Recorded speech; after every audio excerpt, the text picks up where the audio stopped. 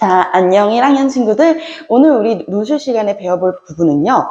인류의 발전은 어디까지인가 라는 내용입니다. 우리 인간이 굉장히 많이 발전해 왔잖아요. 쉽게만 생각해보면 이래요. 여러분들은 핸드폰, 스마트폰을 이용해가지고 친구들과 소통하는데 거리낌이 없죠?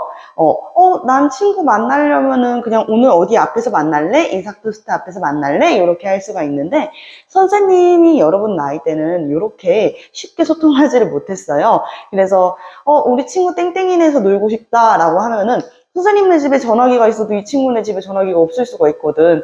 그러면은 집 앞까지 가가지고 땡땡아 놀자 이렇게 이야기를 했었던 것 같아요. 네, 그렇게 요즘도 엄청나게 많은 산업 발달, 한마디로 계속 이제는 4차 산업혁명이라고 이야기를 얘기하고 있잖아요. 이렇게 계속 산업이 발달되고 있는 추세야. 이제는 인간이 스스로를 어떻게 할 수 있다 그럴까요? 맞아요. 스스로를 제어할 수 있다고 얘기해요. 스스로의 수명을 늘릴 수도 있고 줄일 수도 있는 이제 자기 통제가 가능한 존재다라고 이야기를 하고 있는데 우리가 인류사의 발전에 대해서 분명하게 알고 넘어가야 될 것 같아요. 아직까지도 우리 인간이 구석기 시대부터 스마트폰을 다루지 않았다는 건 알 거 아니야. 그쵸? 근데 구석기, 신석기 시대 때 어떻게 인간이 발전해 왔고 어쩔 때 급진적으로 발전을 해가지고 지금의 우리 현생 인류들이 있는 것인지 알아봐야 될 것 같습니다. 자, 그래서 오늘 선생님과 시작해 볼 부분은 바로 엘빈 토플러의 제3물결이라는 책이 있어요. 선생님이 이 저서를 굉장히 되게 막 의미 있게 읽었었거든. 그래서 이 책을 읽어본 선생님이 여러분들한테 책 내용을 설명드리면서 인간의 발전, 인류사에 대해서 말씀드리면서 시작해 보도록 하겠습니다.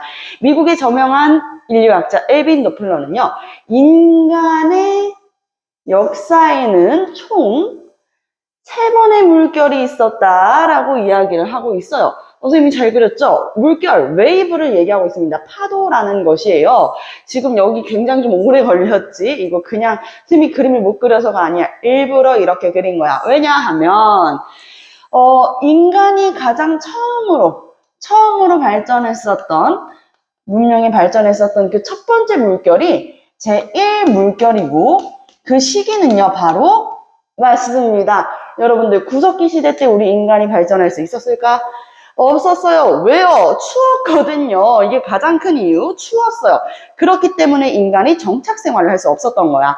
그렇기 때문에 구석기가 지나가고 간빙기가 도래하면서 찾아왔었던, 맞아요, 신석기 혁명입니다. 우리는 이 신석기 혁명을 다른 말로 뭐라고 부를까? 신석기가 도래하면서, 간빙기가 도래하면서 인간들은 더 이상 이동하면서 살지 않아. 물론 이동 생활이 더 편해가지고 계속 이동하면서 살았던 유목민족들도 있었지만 대부분은 정착해가지고 살았어. 왜?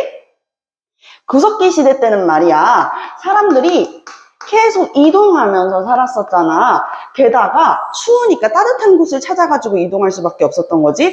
거기에다가 플러스 계속 하루 종일 뭘 해야 됐어? 먹고 살려면은 사냥을 해야 됐어. 먹으려면은 어쩔 수 없이 사냥을 해야 됐단 말이야. 그리고 고기잖아, 얘들아.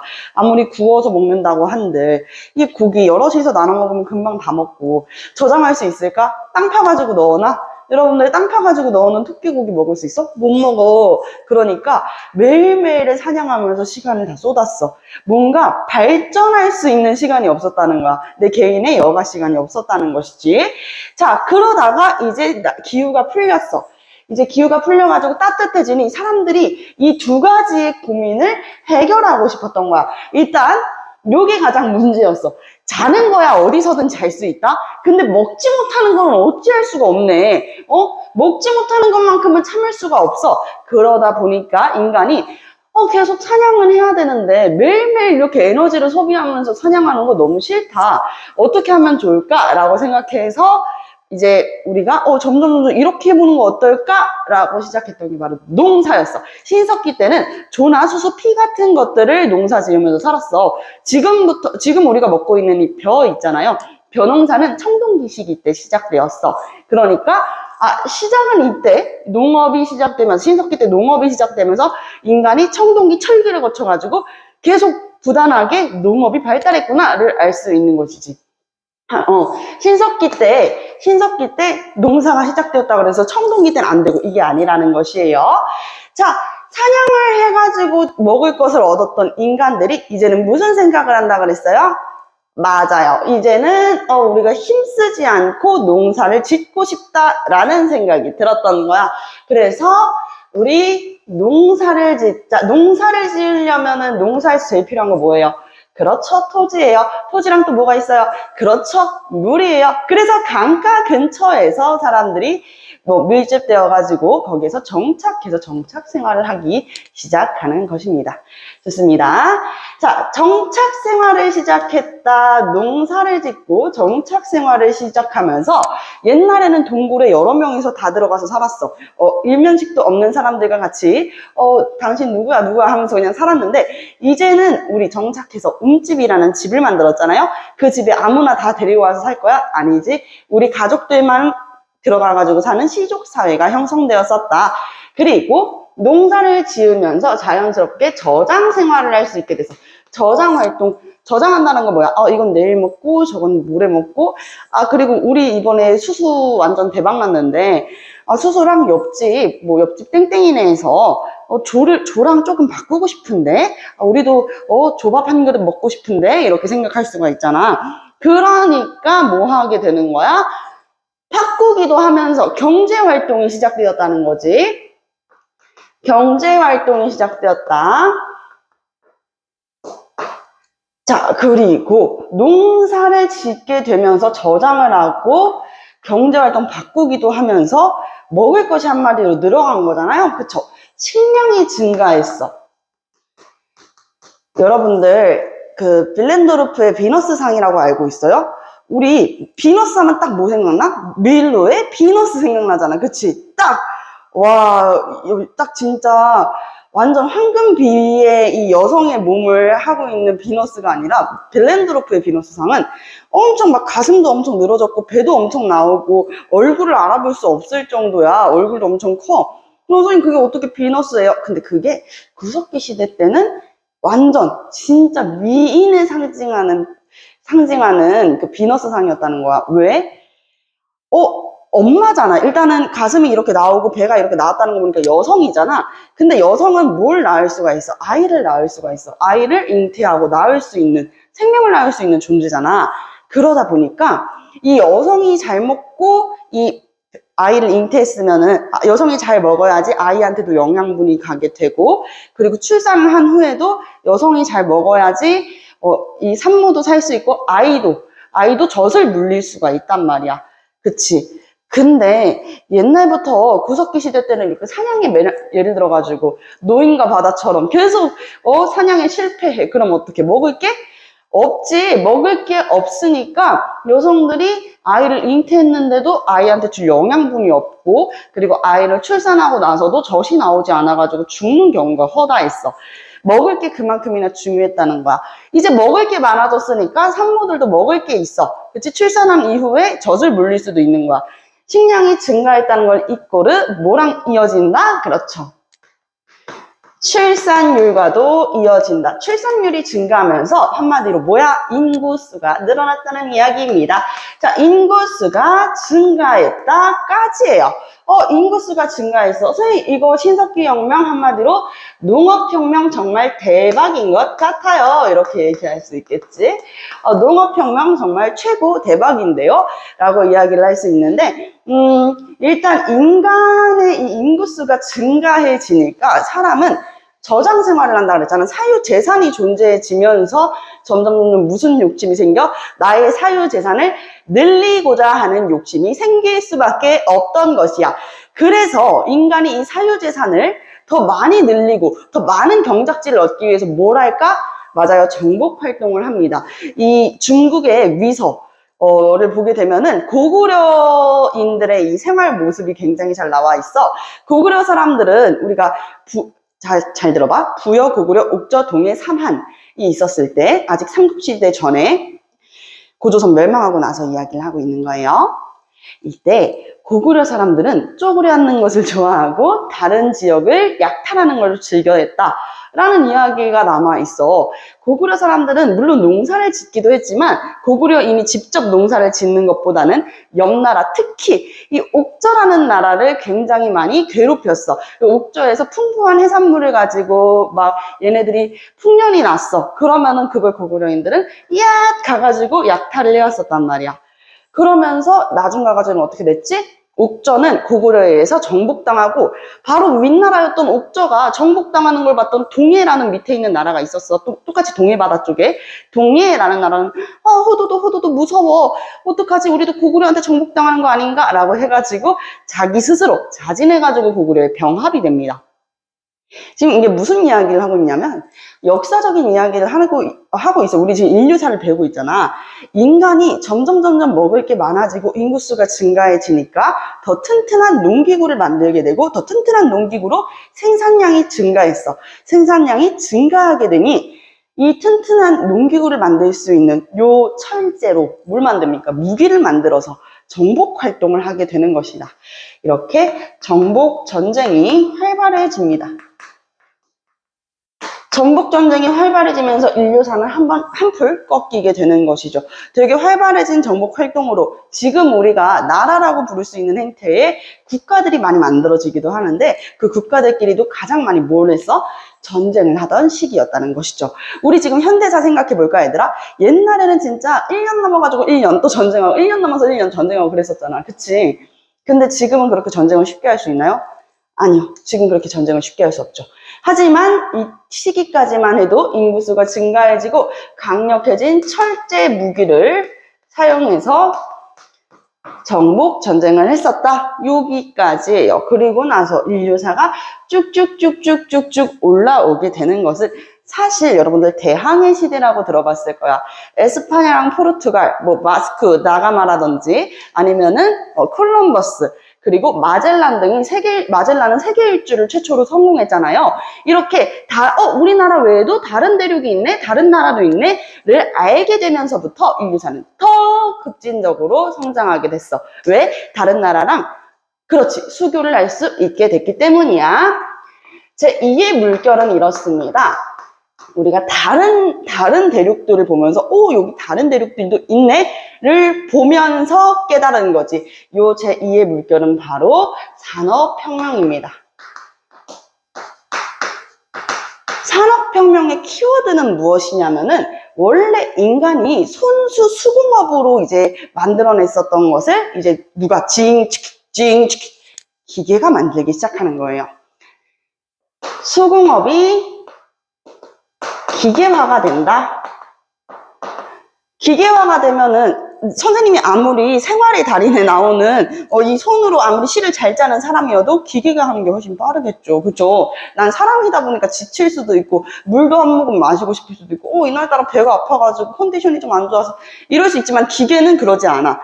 기계는 계속 굴러가는 대로 원자재만 부어주면은 엄청나게 빠르게 만드니까 대량 생산 체제가 자리 잡으면서 나중에는 뻥 하고 터진단 말이야. 이 산업혁명은 우리의 삶을 굉장히 많이 바꿔놓았었어, 얘들아. 여러분들 그거 알아요? 선생님이 가끔씩 이제 여학생들한테는 공주라고 부르고 남학생들한테 왕자님 이렇게 부르는데 어떤 여학생은 좀 불편하다는 거야, 이 표현이. 자기는 이런 신분제에 복종하는 그런 사람이 아니라 잔다르크처럼 이 신분 사회 제도의 부조리에 맞서는 그런 멋진 여성이 되고 싶다고 이야기를 했어. 일단 그 친구의 이야기에 선생님은 감동을 했지. 그럼 큰 포부를 가지고 있다니 선생님은 응원을. 하지만 두 가지만 짚고 넘어가도 될까? 첫 번째는 잔다르크는 신분제를 혁파하기 위해서 전쟁에 나섰던 인물은 아니었어. 그리고 두 번째는 무엇이냐면 그 오랜 시간 동안 우리 사회에서, 우리 인류사에서 존재했었던 신분제를 멸망시킨 것은 그 어떤 혁명가도 아니었지. 바로 자본이야. 여러분들 우리 조선시대에서 신분제도가 없어졌을 때는 언제예요? 맞아요. 가부개혁 때였어요. 가부개혁 때 이제 우리 인간사에 신분제는 더 이상 필요 없다를 생각하게 된 거야. 인간은 평등하다. 그리고 그 평등, 우리도 지금 평등사회잖아, 그치? 평등사회 안에서도 나름대로의 계급은 조금 존재하는 것 같아. 보이지 않는 계급이라고 할 수 있지. 우리 막 되게 돈 많은 회장님들이 호텔 같은 데 가면은 호텔리어들이 막 어서 오십시오 이렇게 막 인사하잖아. 그런데 선생님이 거기 호텔을 가면은 똑같이 어서 오십시오 이렇게 인사하지만 그 극진한 대접은 조금 차이가 있을 수 있겠지. 그럼 조금 허름한 차림의 선생님이 호텔을 가게 되면 어떻게 될까? 맞아, 끌려 나갈 수도 있어. 여기는 오실 곳이 아닙니다 하면서.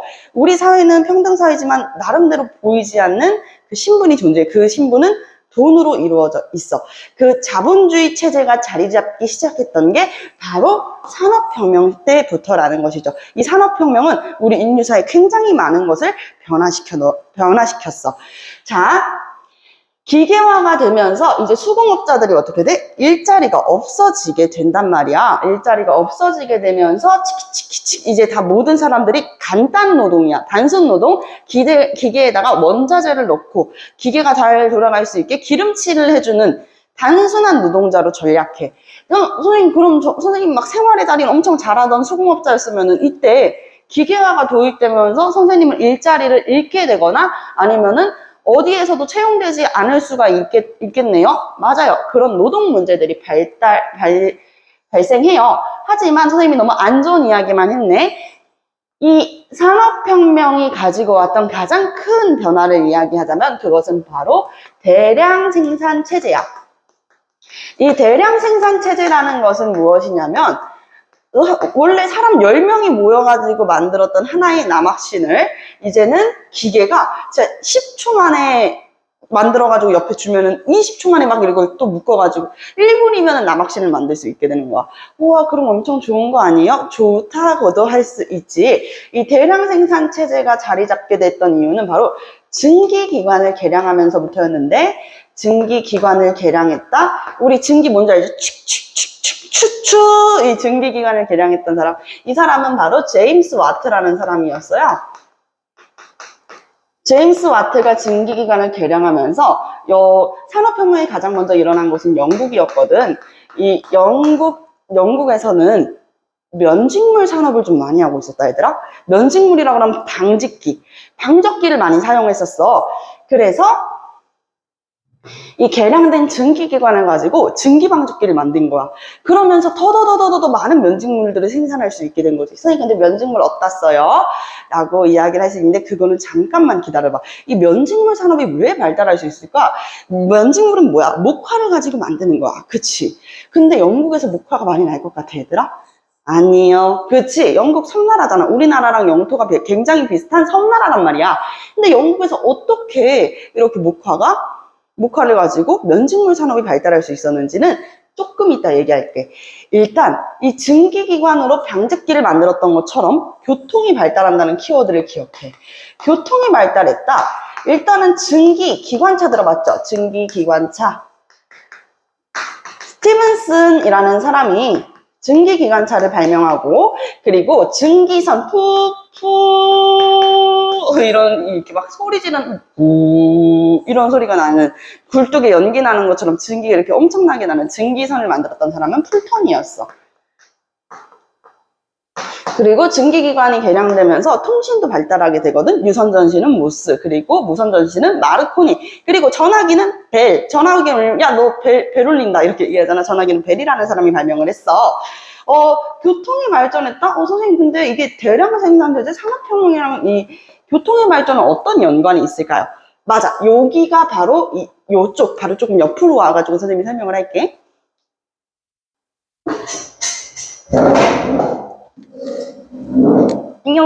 자, 왜 증기기관이 개량됐는데 이걸로 교통이 발전될 수 있는지까지 이야기를 했잖아요. 그치? 그 이유는 바로 중상주의 정책 때문이었어. 중상정책이라고 들어본 적 있어, 얘들아? 못 들어본 친구들도 있을 텐데 우리 중학교 1학년이니까요. 이 중상정책이라는 건 이런 거지. 예를 들면 강대국, 우리 산업혁명이 제일 먼저 시작된 나라 영국이라 그랬지? 영국에서부터 시작을 해보자고. 영국이 300년 동안 식민 지배를 했던 나라는 어디가 있었지? 맞아요. 바로 인도였어요. 영국이랑 이렇게 인도가 있어. 자, 인도는 굉장히 강활한 뭘 가지고 있어? 영토를 가지고 있지. 심지어는, 인구가 가장 많은 나라 중에 2위에 있잖아요. 1위는 중국이고, 이 인도에서, 원자재를 생산시키는 거야. 예를 들면은 담배. 여러분들이 알고 있는 하얗고 가느다란 담배가 그 모양 자체를 이제 공장에서 찍어서 만드는 거지, 원래는 그 안에 있는 식물을 담배라고 한단 말이야. 이 담배와, 그리고 맞아요. 여기에서 면직물 산업, 목화야, 목화. 목화를 엄청나게 재배를 한 다음에 싼 값에 들여오는 거야. 요거를 헐값에 영국에서는 수입을 해. 그리고 나서 영국에서는 뭐 하는 거야? 영국에서는 기계를 통해 가지고 요것을 완제품으로 만들어. 이 완제품이 무엇이다? 바로 면직물이다. 면직물로 만든다. 면직물로 만든다 하면은요, 그리고 나서 이 면직물을 얘들아 다시 인도에다가 비싼 값에 판매를 하는 거야. 헐, 선생님, 그러면은 이거 인도가 손해 아니에요?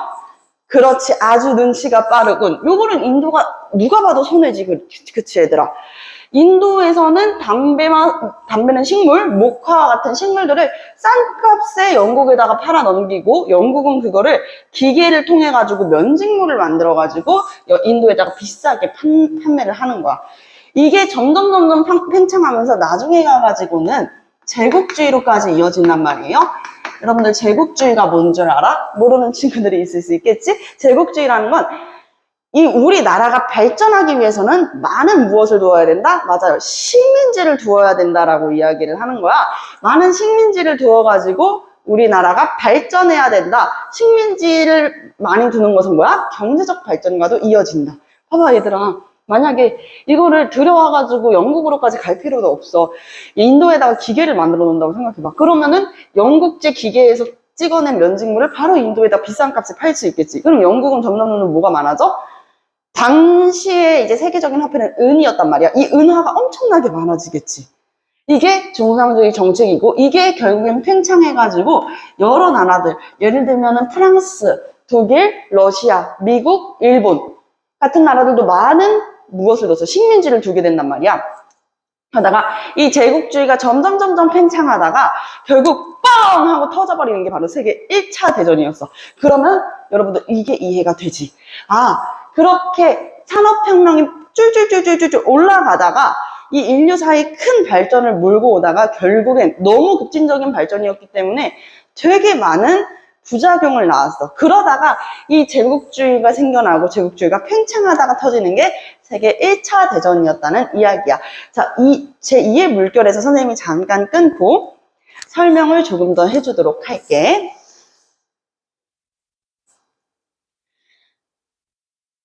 자, 그러면은 이게 이해가 돼요? 선생님, 이해가 돼요. 왜?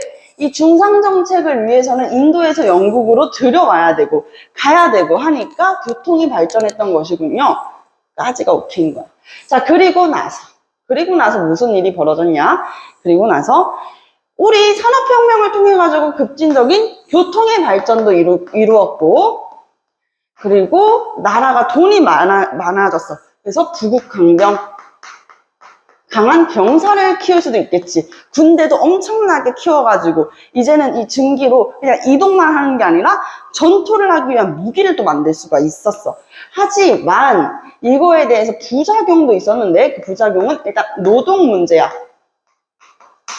어린 아이고 여성이고 살 거 없이 값싼 노동자가 돼가지고 제발 여기에서 쫓겨나지 않기 위해서 다 모두가 노동자를 자처할 수밖에 없었어.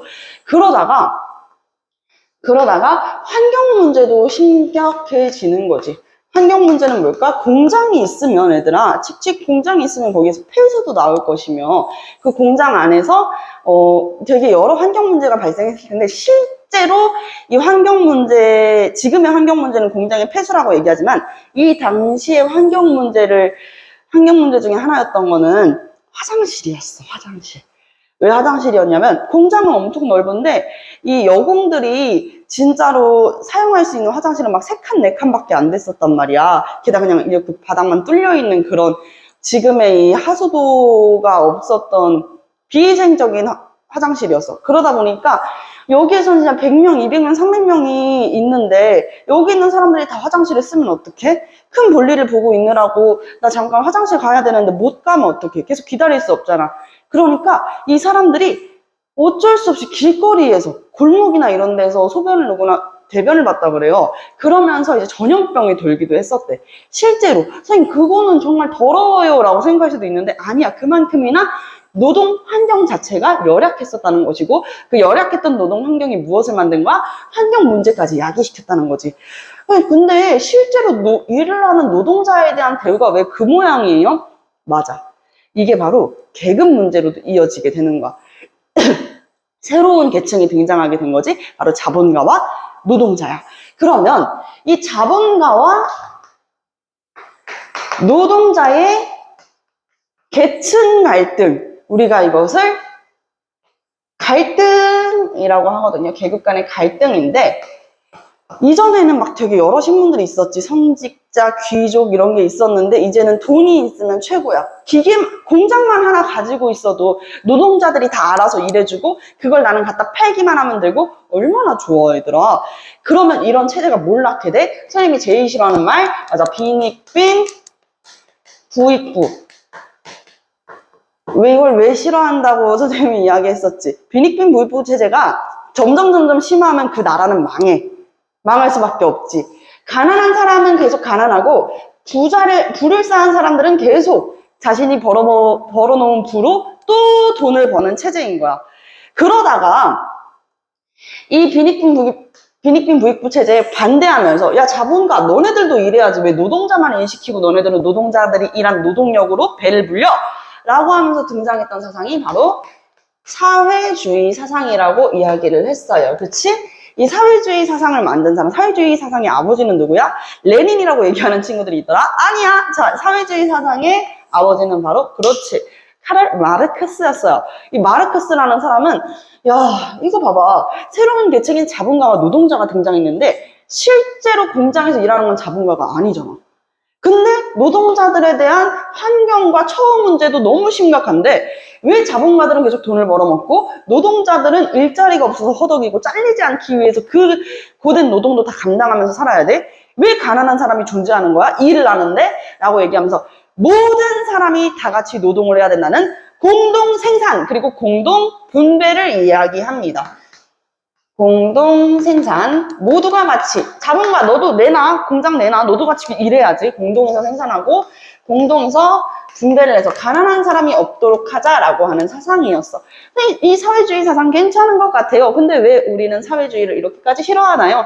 사회주의는 사상 자체로는 괜찮을 수 있지. 하지만 국가에 도입됐을 때는 또 다른 이야기가 될 수 있어요. 이런 경우 강력하게 국가가 힘을 가져야 되는데 독재로까지 이어질 수 있기 때문이야. 또한 국가가 운영되기 위해서는 나라에서도 돈이 필요하잖아. 모두가 공동에서 생산을 한 다음에 그게 국가의 발전을 위해서 썼어. 근데 국가를 운영하는 것도 결국엔 사람이지. 공동에서 만들었던 이것들을 다 무상으로 몰수한 다음에 사유화를 시킬 수 있기 때문에 이거는 사회주의 사상을 우리가 지금까지도 비판하는 이유가 될 수 있어요. 여기까지야. 선생님 여러 가지 문제들이 계속 발생을 했네요. 그리고 나서 이거는 국가 안에서의 개인의 문제라고 하면은 나라 밖에서 큰 문제는 바로 아까 얘기한 제국주의, 더 많은 식민지를 만들고자 하는 것들이 등장했었다. 더 많은 식민지를 만들어서 더 값싼 원자재들을 들여와서 이거를 만들어가지고 더 대량 생산을 하게 된 다음에 그리고 값비싸게 팔아버려야지. 그럼 우리나라 돈 많이 벌겠고 이 돈으로 뭐 해요? 그렇지. 군사무기를 만들어가지고 우리나라의 국방력을 올려서 부국 강병해져야지 라고 이야기를 하는 게 바로 제국주의였어. 이 제국주의의 팽창의 결말은 무엇이었다? 맞아요. 세계 1차 대전으로 이어지게 되는 것이죠. 세계 1차 대전은 정말 우리 인류사에서 가장 가장은 아니지만 그래도 정말 많은 사람들이 죽고 끔찍했던 사건이에요. 왜냐면 왜 일어났는지가 아직도 명확하지가 않아. 선생님, 세계 1차 대전이 일어났었던 거는, 그거는 당연히, 세르비아 청년이 여기 총살해가지고 그런 거 아니었어요? 아니야. 아니야. 그 사건은 사실상 발단의 계기였던 거지, 이게 하나의 어떤 이유 때문에 일어났다라고 한다면 제국주의의 팽창 때문이야. 뭐가 이렇게 계속 결국에는 터져버릴 수밖에 없었던 거야. 이렇게 산업혁명이 커져가다가. 그리고 지금 제3물결로 넘어오고 있어요. 제3의 물결은 무엇이겠습니까? 맞아요. 지금 우리가 살고 있는 정보화 사회를 얘기하고 있습니다. 산물결은 정보화 사회에 대해서 이야기하고 있다. 정보화 사회가 도래하면서 정말 많은 정보를 쉽고 빠르게 접할 수 있게 됐어요. 그쵸? 그리고 기록을 남겨놓는 것도, 얘들아, 조선시대 학교에서 고려시대 배우는 거랑 조선시대 배우는 거랑 뭐가 더 수업 진도로 많이 나가? 조선이 훨씬 더 많이 나가. 왜요? 고려랑 조선시대도 비슷한 500년의 시간인데 왜 그렇게 차이가 나요? 라고 물어볼 수 있어. 정확하게 이야기를 하자면 고려시대에는 그 기록을 남겨놓는 게 체계적이질 못했지. 하지만 조선시대는 왕별로 왕조실록이 있잖아. 태종실록, 정종실록, 태조실록, 이런 식으로 그 실록들이 다 남아있으니까 우리가 그 기록을 보고 뭐해? 역사를 공부하고 있는 거야. 지금도 우리는 선생님이 이렇게 영상 찍는 것도 다 기록으로 남고 있고, 선생님이 일기를 쓰지 않아도 선생님이라는 사람에 대해서 다 기록으로 남아있지. 일단은 학교를 다니면 생활 기록부가 남아있고, 이렇게 점점 기록화 시켜가지고 정보화 시대가 도래했다. 이 다른 정보를 접하는데 쉽게 용이해졌지만 그거에 대한 무엇도 있는 것이야? 그렇지, 부작용도 존재한다는 것이야. 집단지성이 모여가지고 다 같이 발전을 이룩할 수도 있게 됐지만 이게 집단적인 광기가 될 수도 있어. 여기까지. 여러분들이 하셔야 되는 건 바로 정보화 사회의 문제점에 대해서 한번 생각을 해볼 거야. 발전은 여러분들 너무 쉽게, 너무 누리고 있잖아요. 정보화 사회가 도래하면서 핸드폰, 스마트폰, 게임, 그리고 공부할 거면, 선생님은 여러분들이 참 맨날 부럽단 말이지. 선생님은 공부를 하려고 했으면은 무조건 도서관에 갈 수밖에 없었고, 책을 빌려와야 됐고, 밀리면은 엄청 혼나고, 대출 기간이 늦어지면 혼나고, 공부하려면은 내가 부단하게 노력해서 찾아서 공부를 해야 된다. 요즘은 너무나도 쉽게 접할 수가 있잖아. 그런 장점을 여러분들도 알고 있을 텐데, 그럼 단점, 이 정보화 사회의 단점, 예를 들면 뭐 해킹, 개인정보 유출을 비롯한 우리 집 컴퓨터의 프로그램을 부시는 크래킹, 암호화시키는 랜섬웨어들이 될 수도 있고, 그리고 크래킹이죠. 크래킹이 아니라 크래킹, 악성 바이러스, 그리고 다른 사람의 저작권을 쉽게 할 수 있어. 침해할 수 있어. 저작권 침해 같은 문제들이 있습니다. 여러분들은 이 문제들을 어떻게 해결해 나갈 것인지, 우리 지난주 수업했었던 친구들은 총 20개의 문제점을 찾아냈었고 20개의 문제에 대한 해결 방안도 다 작성을 했었어요. 우리 친구들도 지금부터 이 정보화 사회의 문제점과, 그리고 이 정보화 사회가 크게 도래하다가 무엇까지 이루어질 수 있는지, 지금 제1의 물결의 결말은 정복전쟁이었고 제2의 물결의 결말도 세계 1차 대전이었잖아요. 정말 아무 생각 없이 3차 대전이라고만 쓰면 안 돼, 얘들아. 왜 3차 대전이 일어날 수 있을지, 이 정보화 사회의 문제점이 무엇인지 생각하고 해결점까지 찾는 것, 오늘 수업 시간의 포인트입니다. 고생하셨습니다.